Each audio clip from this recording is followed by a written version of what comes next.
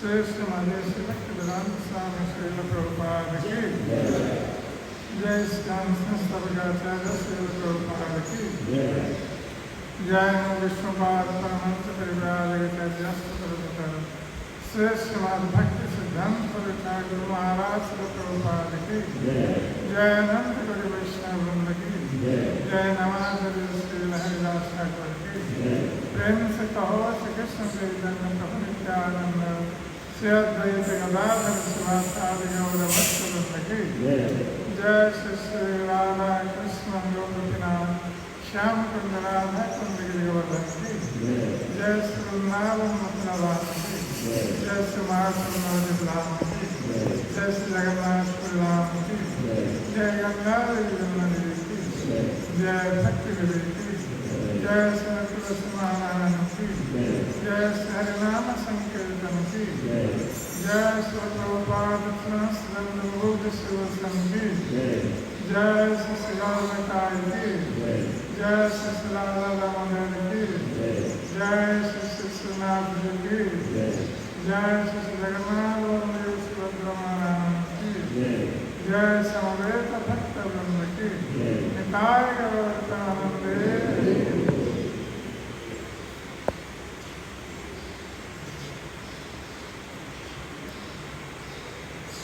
ओम नमो भगवते वासुदेवाय।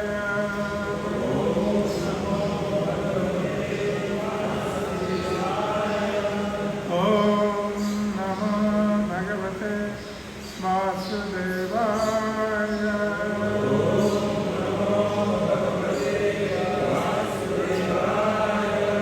ओम नमो भगवते वासुदेवाय।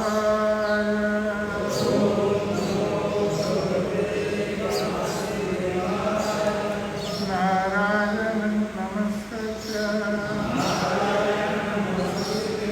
नरं चैव नरोत्तमं देवीं सरस्वतीं व्यासं ततो नष्टप्रायेषु अवधेषु नित्यं भागवत सेवया भगवते उत्तमश्लोके भक्तिर्भवति नैष्ठिके मूर्तं जलदिवासारं वन्दे यस्य पातमहं वन्दे श्रीगुरुं दीनपादं श्रीपरमानन्दमाधवम्।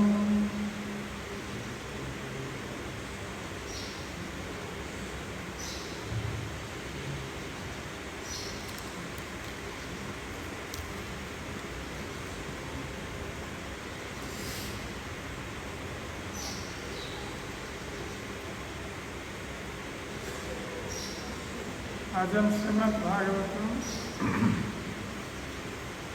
एकादश स्कंद 23वां अध्याय श्लोक नंबर 23 का पाठ कर रहे हैं।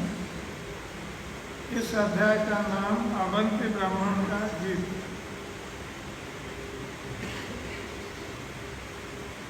स्वर्गापवर्गयो द्वारम् प्राप्य लोकमिमं द्रविणे कनुसज्जेत मृत्युनर्थस्य धामनि स्वर्गापवर्गयोर्द्वारम् प्राप्य लोकमिमं द्रविणो कनुसज्जेत मृत्युनर्थस्य धामनि स्वर्गापवर्गयोर्द्वारम् प्राप्य लोकमिमं द्रविणे कनुसज्जेत मृत्युनर्थस्य धामनि स्वर्गापवर्गयोर्द्वारम् प्राप्य लोकमिमं पुमान् द्रविणे को अनुसज्जेत मृत्यु अनर्थस्य धामनि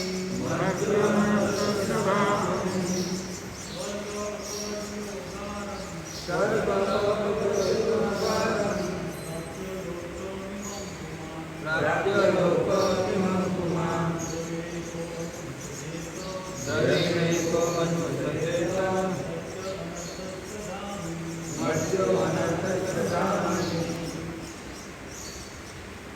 माता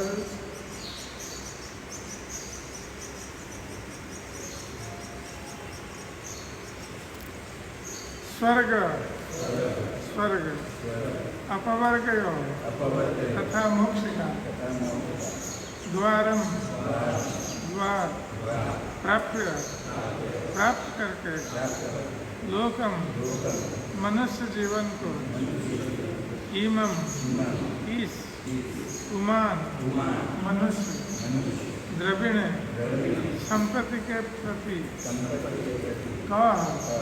कौन अनुसज्जित अनुरक्त होगा मत्य मरणशील अनर्थ से व्यर्थता के धामनी धाम इस श्लोक का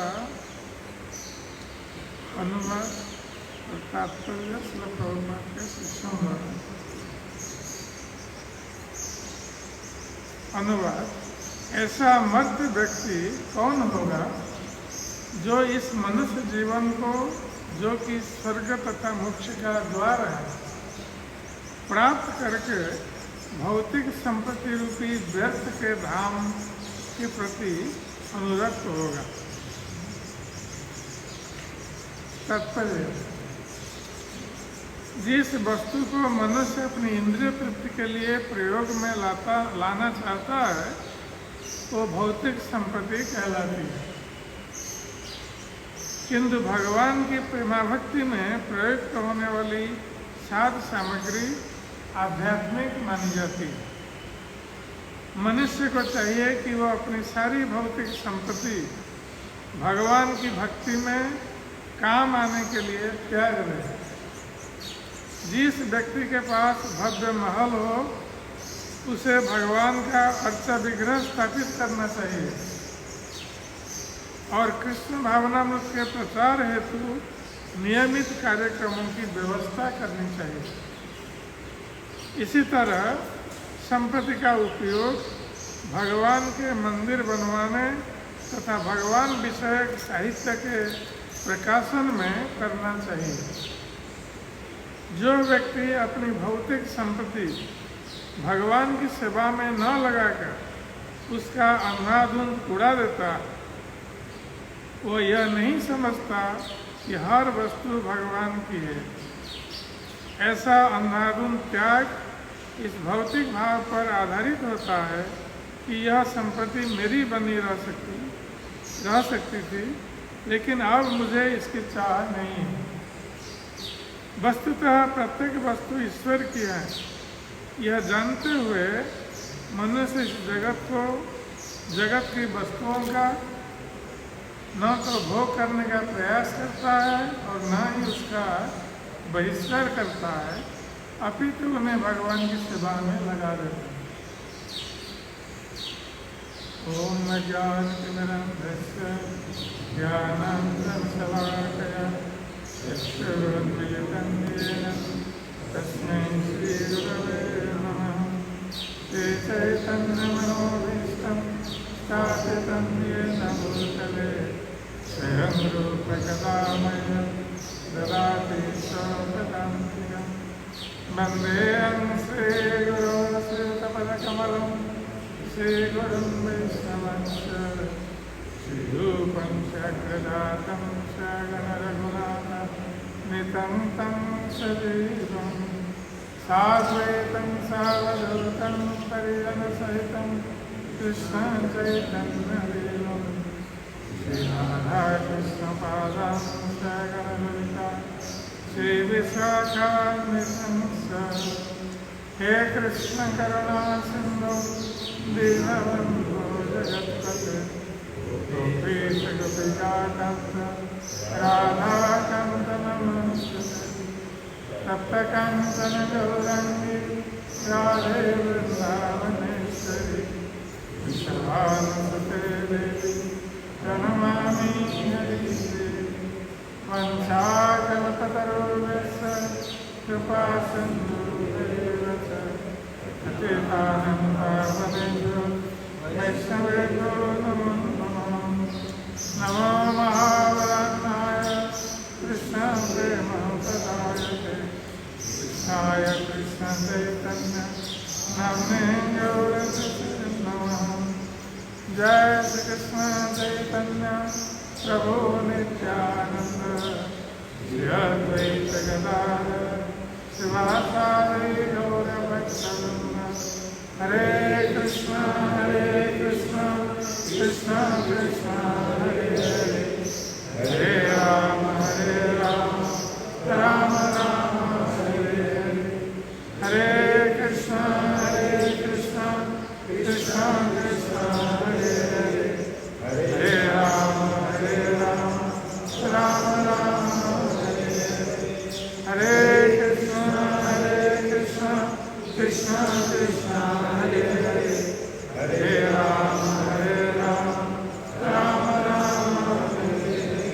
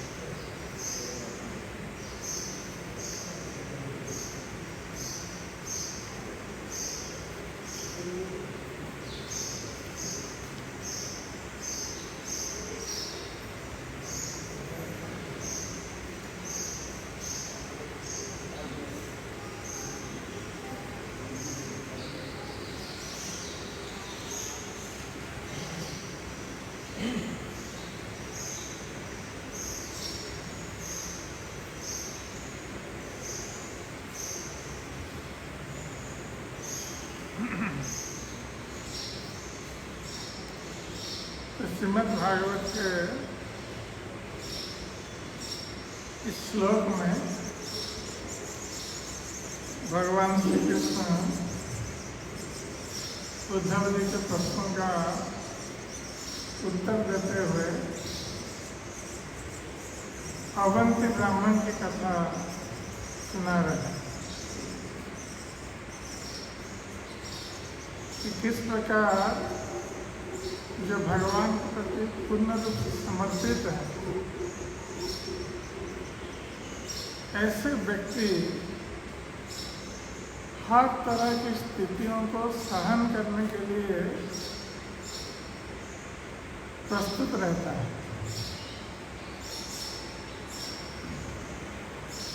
यही सहनशीलता का प्रतीक है। जिस प्रकार से चैतन्य महाप्रभु ने कहा है कि भक्त को ऋणागति सुनिचेन सर्वदेव सहिष्णुना अमानीन मानवेन कीर्तनीय सदा है। तो जो भगवान के प्रति पूर्ण समर्पित भक्त हैं वो सदा सर्वदा नम्र भाव प्रदर्शन करेगा और सहनशील बनेगा, वृक्ष से भी बढ़कर सहनशील, और अपने लिए सम्मान की आशा नहीं करेगा किंतु दूसरों को सम्मान देने के लिए हर समय प्रस्तुत रहेगा। तब वो हरि कीर्तन कर सकता है, वो भक्ति मार्ग में आगे बढ़ सकता है। तो यहाँ पर भगवान श्री कृष्ण कह रहे हैं, क्योंकि उद्धव जी ने प्रश्न पूछा था कि जो भगवान आपके भक्त होते हैं हर तरह की स्थिति को कैसे सहन करते हैं। तो यहाँ पर भगवान श्री कृष्ण अवंती ब्राह्मण की कथा सुना रहे हैं कि ये अवंती ब्राह्मण जो एक समय बहुत धनवान था और संसार में सभी धन के पीछे दौड़ते हैं, साधारण रूप से सभी धन कमाना चाहते हैं और उसके लिए कठोर प्रयास करते हैं और उस धन को स्वयं भोग करने के लिए सुरक्षित रखते हैं। किंतु उनको पता नहीं है कि वो धन कब तक उनके पास सुरक्षित रहेगा, क्योंकि जो धन की देवी लक्ष्मी जी ये चंचला होती है। तो आज किसी के पास, किसके घर पर हैं, लोग लक्ष्मी की पूजा करते हैं, लक्ष्मी जी आ जाती है, किसी की पूजा से संतुष्ट होकर और वो धनवान बन जाता है। किंतु लक्ष्मी का स्वभाव चंचला है, आज एक जगह है, कल दूसरी जगह चली जाएगी। तो जब वो स्थान को छोड़कर चली जाती है तो व्यक्ति पुनः दरिद्र बन जाता है, उसका धन चला जाता है। तो जो लोग भगवान कृष्ण के भक्त हैं, क्योंकि लक्ष्मी देवी जब भगवान के पास होती है तो भगवान की प्रियतमा पत्नी है, पतिव्रता पत्नी है, तो भगवान के पास लक्ष्मी देवी का चंचल स्वभाव नहीं रहता, वो अचंचला हो जाता है। इसलिए जो भगवान के भक्त हैं उनके घर पर जब लक्ष्मी देवी आती है तो वहीं स्थिर होकर रहती है। तो जो लक्ष्मी नारायण की पूजा करते हैं, सीताराम या राधा कृष्ण की पूजा करते हैं, उनका धन स्थायी रहता है, क्योंकि वो धन का उपयोग भगवान की सेवा में करते हैं, अपने भोग के लिए नहीं करते हैं। जो अपने भोग के लिए धन का उपयोग करता है वो लक्ष्मी देवी का दुरुपयोग करता है। जैसे रावण ने सीता देवी, जो लक्ष्मी देवी, उनको भोग करना चाहा और उसका विनाश काल उपस्थित हो। तो उसी प्रकार जो धन की देवी लक्ष्मी को भोग करना चाहते हैं अपने लिए, भगवान के लिए नहीं, तो उनका विनाश काल उपस्थित होता है, वो धन चला जाता है, लक्ष्मी देवी नहीं रहती है वहाँ। तो ये अवंती ब्राह्मण एक बार बहुत धनवान था,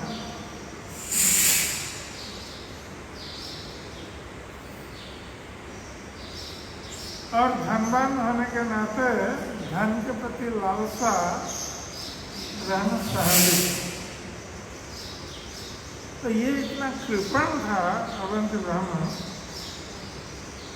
वो धन का उपयोग न तो अपने परिवारों के लिए करता था, परिवार के सदस्यों के लिए, न किसी धार्मिक कार्य में करता था, न किसी अपने स्वजनों को देता था, तो कुछ नहीं करता था। तो जिसके कारण उसके अपने परिवार के सदस्य उसके विरोध में हो गए,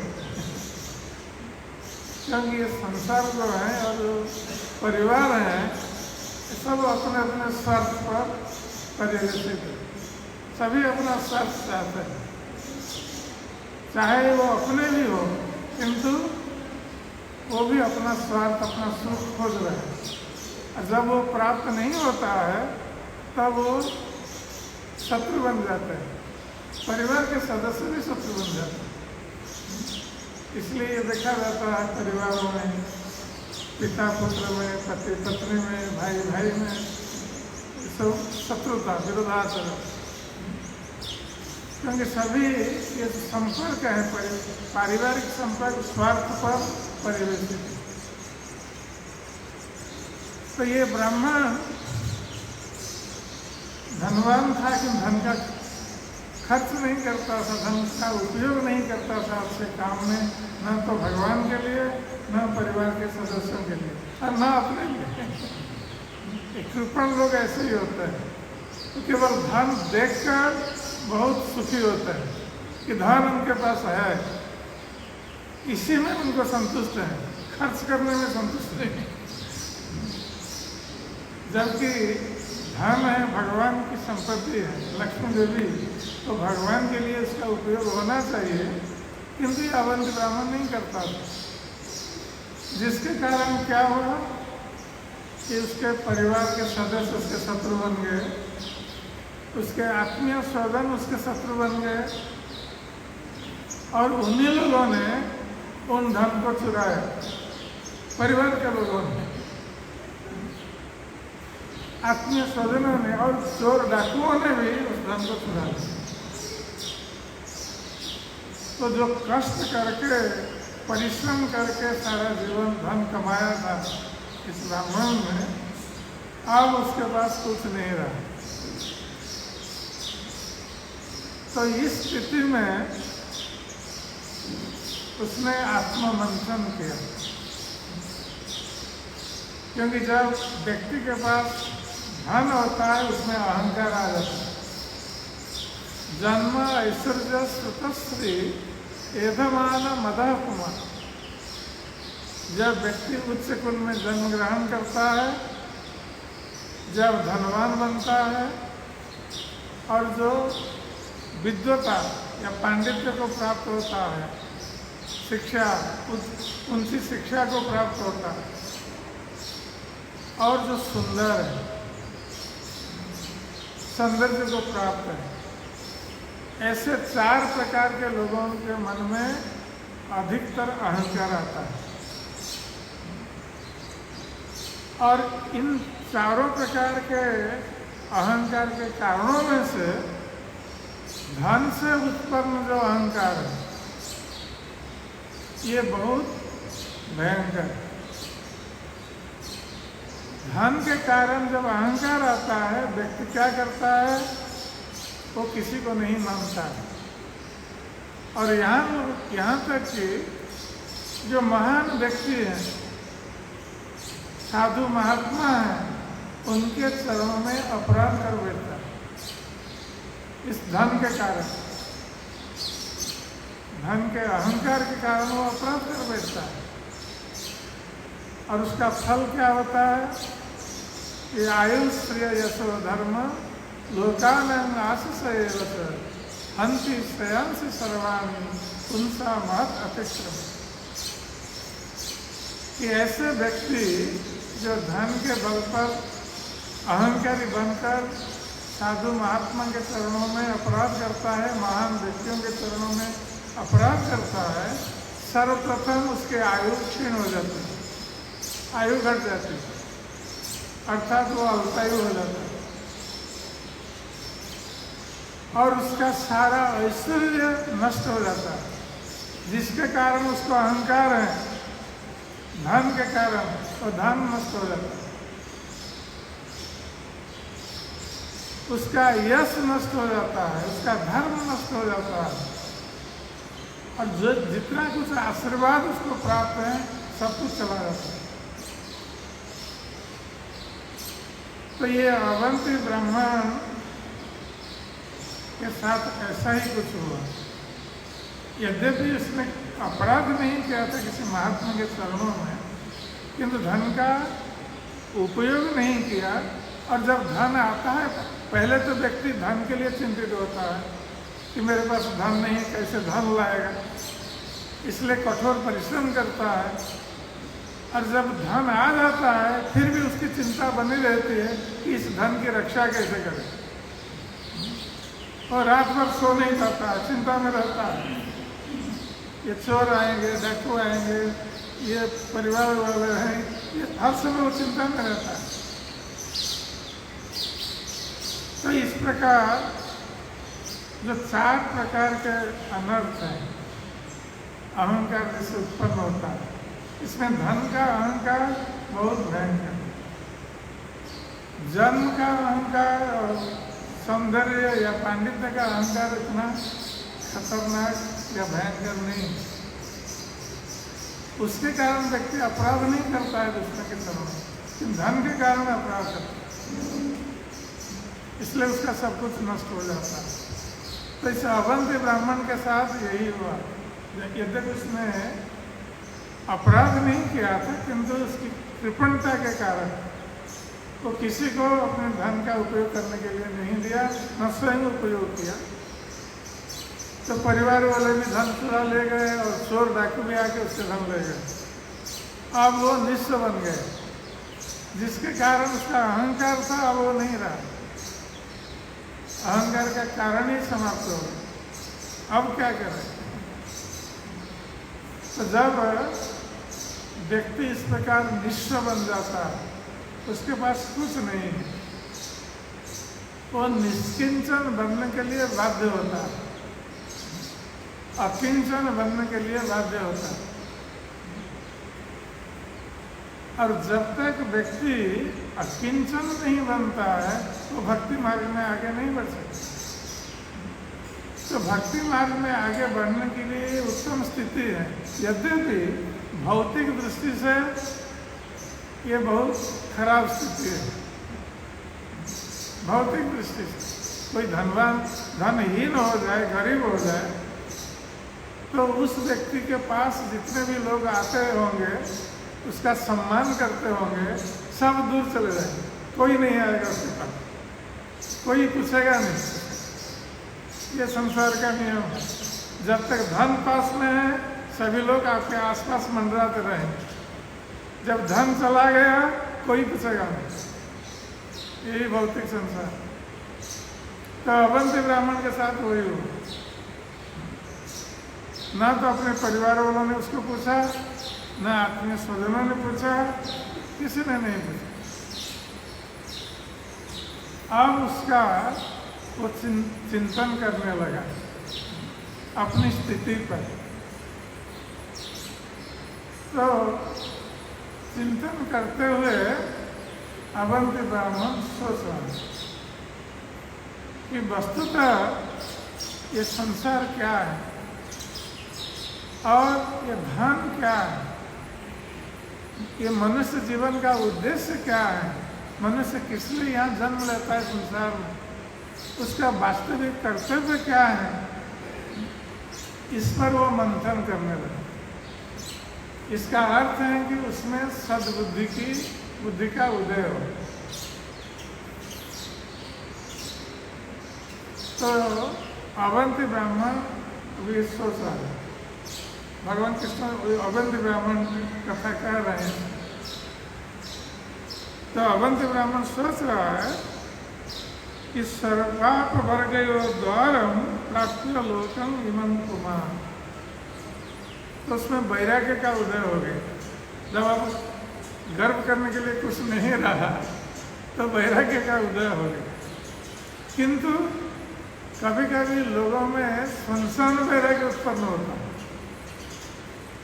तो वैराग्य दो प्रकार का, एक तो संसार वैराग्य है जो अस्थायी है, एक वास्तविक वैराग्य।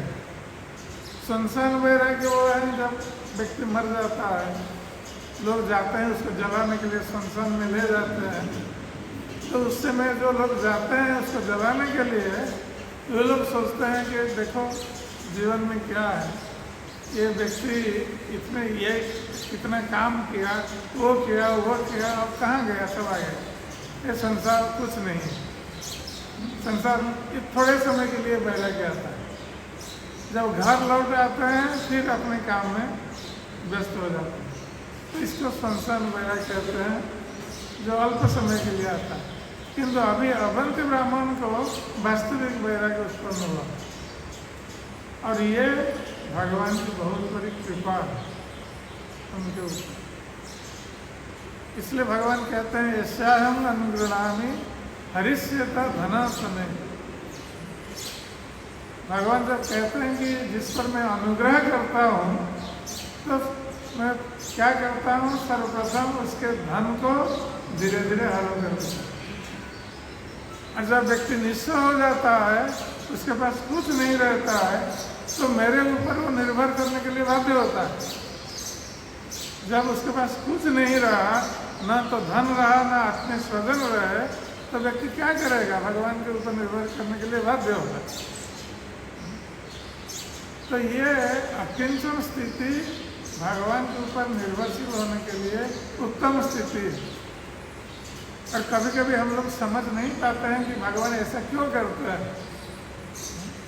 कि जैसा हम अनुग्रहामी हरिष्यता धनासने, मैं जिस पर कृपा करता हूँ उसके धन को हरण करता हूँ, ये भगवान की कैसी कृपा है। लोग संसार में मंदिर में आते हैं भगवान के पास, अधिकतर लोग, और भगवान के पास आकर क्या मांगते हैं, धनम देही, जनम देही, रूपम देही, सब देही दीजिए। तो विशेष रूप से लोग धन मांगने के लिए आते हैं भगवान के पास, और इधर भगवान कह रहे हैं जिसका धन में, जिस पर मैं कृपा करता हूँ उसका धन हरण कर लेता हूँ। तो भौतिकवादी लोग इसको समझ नहीं पाएंगे ये कैसे कृपा है। और ये अवंती ब्राह्मण भी तब तक समझ नहीं पा रहा था ये भगवान की कैसी कृपा है, किंतु अब उसको ये ज्ञान उत्पन्न हो गया, वास्तविक वैराग्य उत्पन्न हुआ। ये भगवान की विशेष कृपा है, क्योंकि भगवान सभी के हृदय में परमात्मा के रूप में है, और परमात्मा के रूप में रहकर हमें ज्ञान प्रदान करते हैं। सर्वस्व चाहम यदि सन्निविष्टो मत्ता स्मृति ज्ञानम अपोहन। मैं सभी के हृदय में परमात्मा के रूप में बैठा हुआ हूँ, और मुझसे ज्ञान आता है, मुझसे स्मरण शक्ति आती है, और मुझसे विस्मरण शक्ति भी आती है। भगवान हमें भुला देते हैं, भगवान हमें स्मरण दिलाते भी हैं, और ज्ञान भी देते हैं। तो यही भगवान की विशेष कृपा है अवंती ब्राह्मण के ऊपर। तो उसको वास्तविक वैराग्य उसमें उत्पन्न हो गया जब उस स्थिति को प्राप्त हो, जिसका कोई नहीं है संसार में, तो क्या करेगा भगवान के ऊपर निर्भरशील हो। निर्भरशील होने के लिए बाध्य हो। तो अवंती ब्राह्मण की स्थिति ऐसी हुई, अब उसके पास कुछ नहीं रहा, न धन, न आत्मीय स्वजन, न परिवार। अब वो भगवान के ऊपर पूर्ण निर्भरशील हो। यही भगवान की कृपा है, जब हम उनके ऊपर पूर्ण निर्भरशील होते। तो यहाँ पर अवंती ब्राह्मण सोच रहे हैं, कह रहे हैं कि स्वर्गापवर्ग और द्वारम प्राप्य लोकम इमम उमा। कि व्यक्ति इस लोक को प्राप्त होता है, संसार में जो पृथ्वी लोक है, ये लोक प्राप्त होता है जो स्वर्ग और अपवर्ग का द्वार है। क्योंकि जब मर्त्य लोक में ये मृत्यु लोक आ गया, तो इस पृथ्वी लोक में जब हम जन्म ग्रहण करते हैं मनुष्य के रूप में, केवल मनुष्य को ही यही सुविधा प्राप्त है, पशु पक्षी को ये सुविधा प्राप्त नहीं है। तो इस लोक जो है पृथ्वी लोक है, ये स्वर्ग और अपवर्ग का द्वार है। अर्थात इस पृथ्वी लोक पर हम कर्म करके स्वर्ग को प्राप्त हो सकते हैं। इस पृथ्वी लोक पर हम कर्म करके मुक्ति को भी प्राप्त हो सकते हैं। इसलिए पृथ्वी लोक को ये दोनों का द्वार बताया गया कि हम किस प्रकार कर्म करेंगे उसके अनुसार हमारा भविष्य निश्चित होगा। हम कहाँ जाएंगे, किस लोक में जाएंगे। यदि हम पुण्य कर्म में लगे हुए हैं तो पुण्य कर्म के कारण हम स्वर्ग लोक को प्राप्त हो सकते हैं, जहाँ अत्यधिक सुख प्राप्त है, भौतिक भोग प्राप्त है, किंतु वो स्थायी नहीं है। स्वर्गलोक में जो भोग हम प्राप्त होते हैं देवता बनकर, वो सुख स्थायी नहीं है। भगवान कृष्ण भगवद गीता में बता देते हैं, क्षीणे पुण्य मर्त्यलोकम विशन्ति। जब पुण्य करके हम स्वर्गलोक में जाते हैं और वहाँ भोग लेते हैं पुण्य का फल, और पुण्य समाप्त हो जाता है, फिर हम मर्त्यलोक में गिरते हैं। इसलिए स्वर्गलोक में भी कोई स्थायी रूप से भोग नहीं कर सकते, वो भी अस्थायी पद है।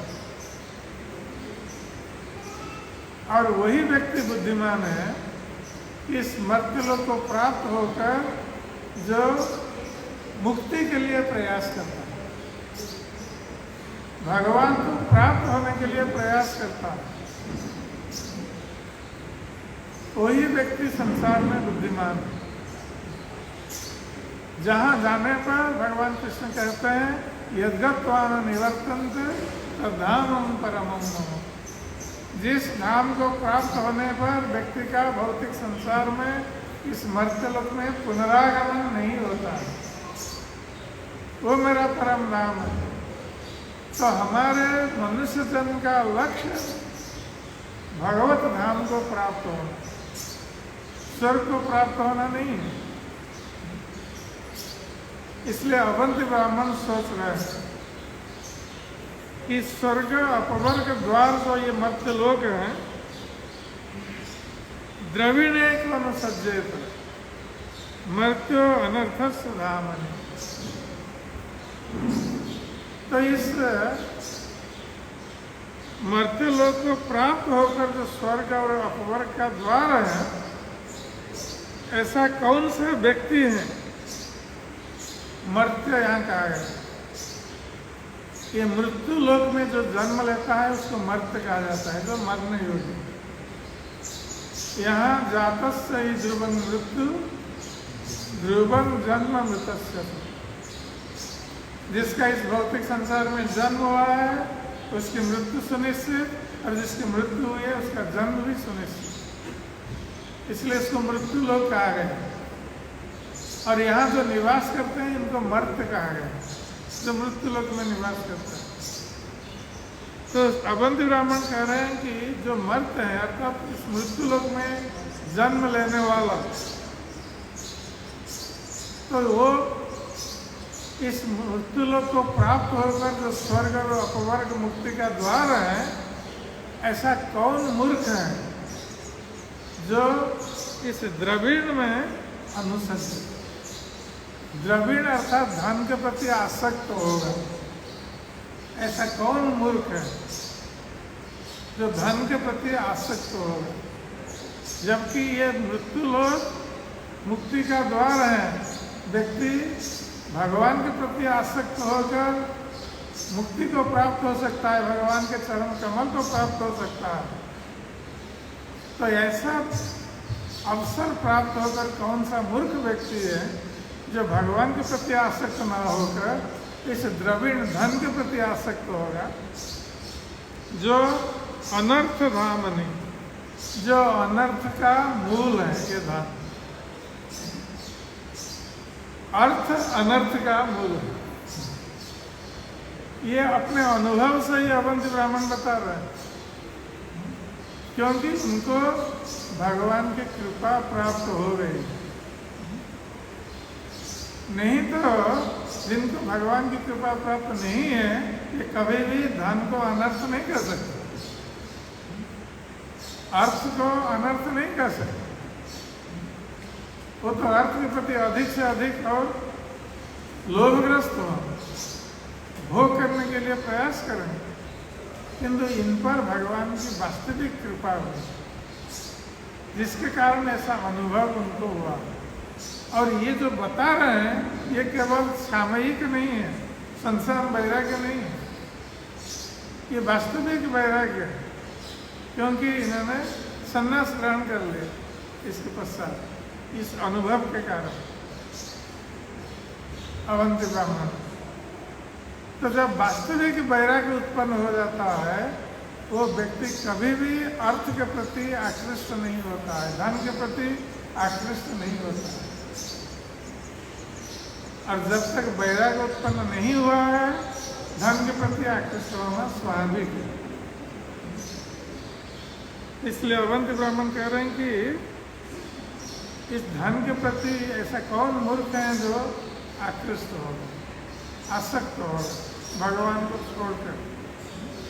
यही धन ही अर्थ ही अनर्थ का मूल संसार।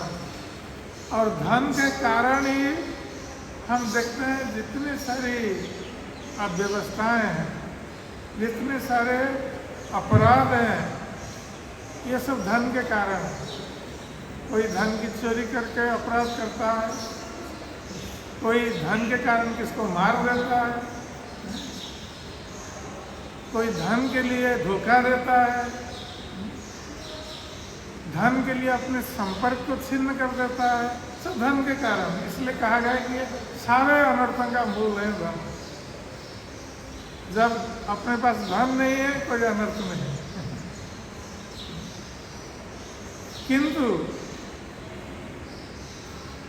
जो भक्त लोग हैं, भगवान कहते हैं कि वस्तुतः जो धन को प्राप्त होकर भी उसके मन में अहंकार उत्पन्न नहीं होता है,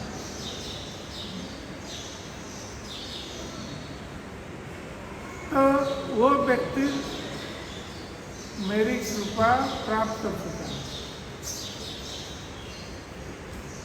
जो धन प्राप्त होते हुए भी उसके मन में अहंकार नहीं है, तो धन को भगवान की सेवा में लगा रहा है।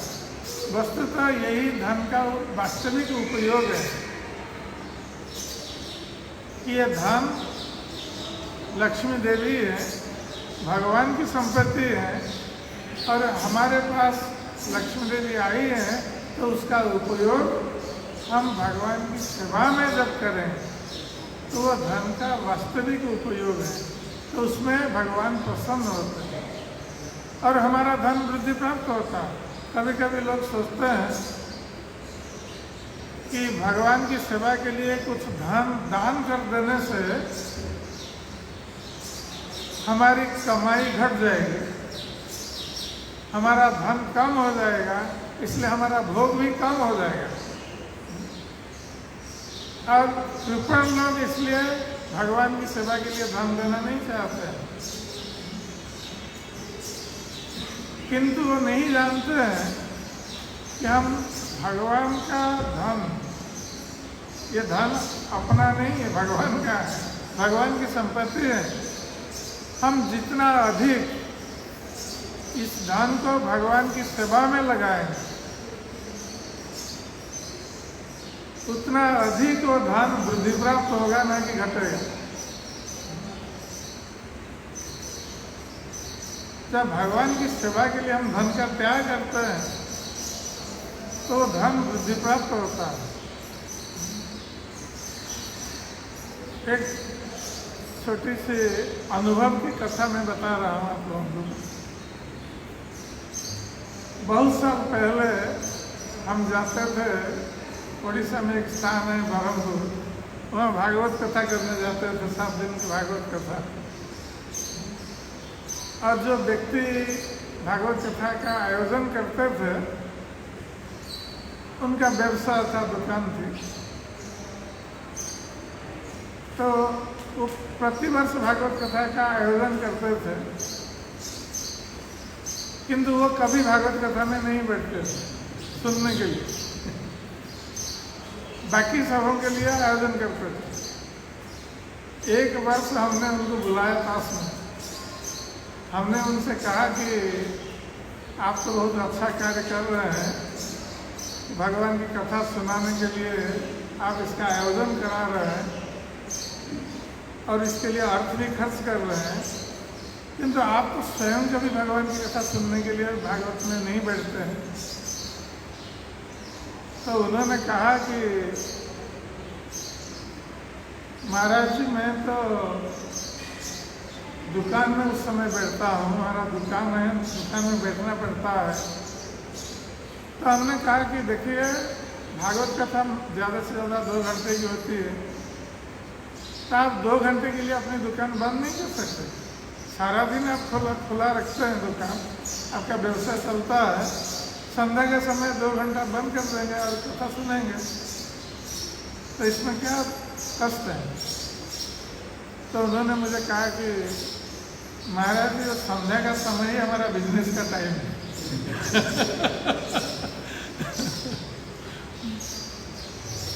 तो हमने उनसे कहा कि अच्छा ठीक है, यदि संध्या का समय आपका बिजनेस का टाइम है, आप एक काम करिए,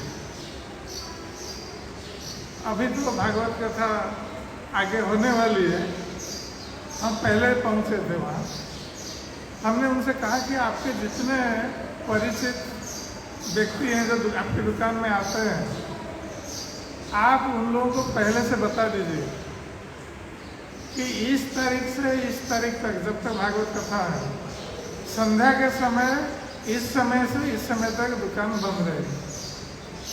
जिन लोगों को जो काम करना है उससे पहले या बाद में कर सकते हैं। आप अपने जो जाने माने लोग हैं जो आते हैं आपके रेगुलर कस्टमर, आप उनको बता दीजिए। और जो रेगुलर नहीं है, आप दुकान पर एक पोस्टर लगा दीजिए, उसमें लिख दीजिए कि इस तारीख से इस तारीख तक इतने समय से इतने समय तक आपकी दुकान बंद है। इतना आप करिए, फिर आप आके भागवत कथा में बैठिए। तो फिर वो मना नहीं कर पाए क्योंकि वो मना कर रहे थे, किंतु हमने जब उपाय बताया तो मना नहीं कर पाया। तो कुंठित मन से उन्होंने हमारी बात मानी और ऐसा ही किया। 7 दिन तक आकर भागवत कथा में बैठे। तो जब भागवत कथा संपन्न हो गया तो हमने उनको बुलाया अपने पास और हमने उनसे कहा कि हमारी कथा मानकर आपने 7 दिन तक आपके बिजनेस टाइम में आपकी दुकान बंद कर रखी। आपने दुकान बंद कर दिया और यहाँ भागवत कथा में आए भागवत सुनने के लिए। तो इन 7 दिनों में आपका तो बहुत लॉस हुआ होगा दुकान में, क्योंकि बिजनेस के समय में आपने दुकान बंद रखा भागवत कथा के लिए। तो वे मुझे बोलते हैं कि महाराज जी, हम जब दुकान खुला रखते थे संध्या के समय, 7 दिन में हमारा जो इनकम होता था, इस 7 दिन भागवत कथा में दुकान बंद करके उसका डबल इनकम होता।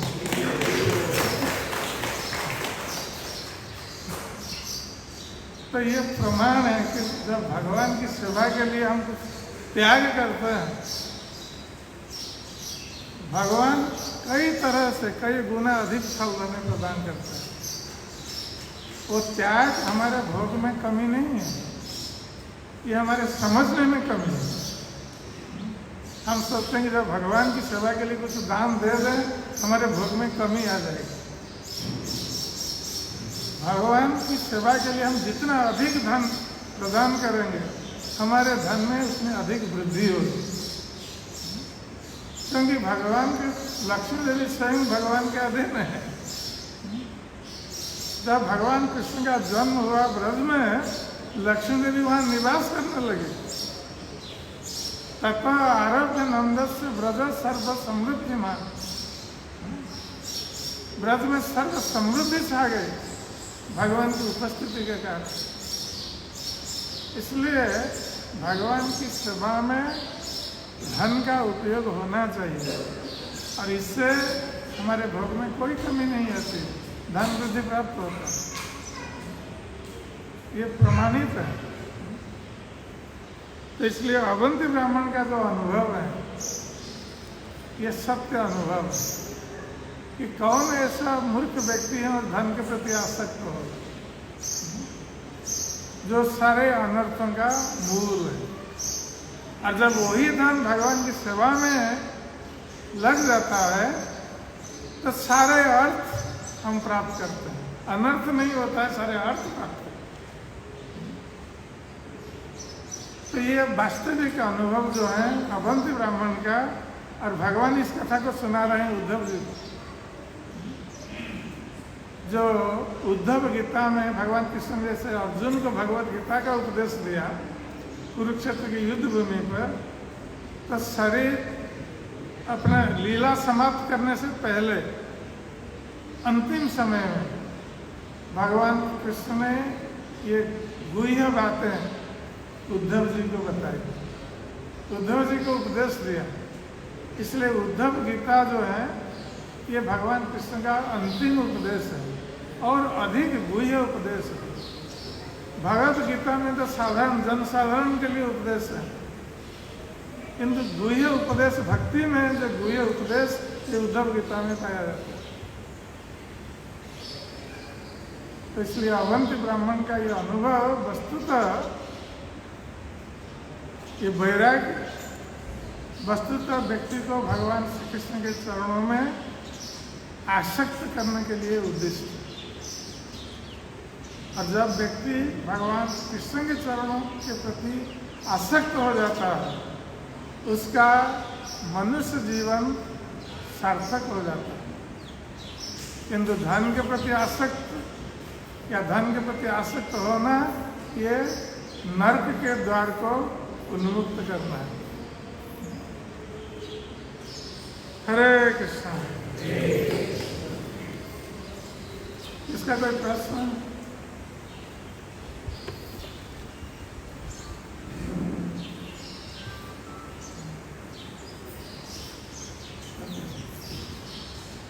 हरे कृष्ण। जय ग्रंथराज श्रीमद् भागवतम की जय। श्रील प्रभुपाद जी महाराज की जय। गौर भक्त वृंद की जय। निताई गौर प्रेमानंदे।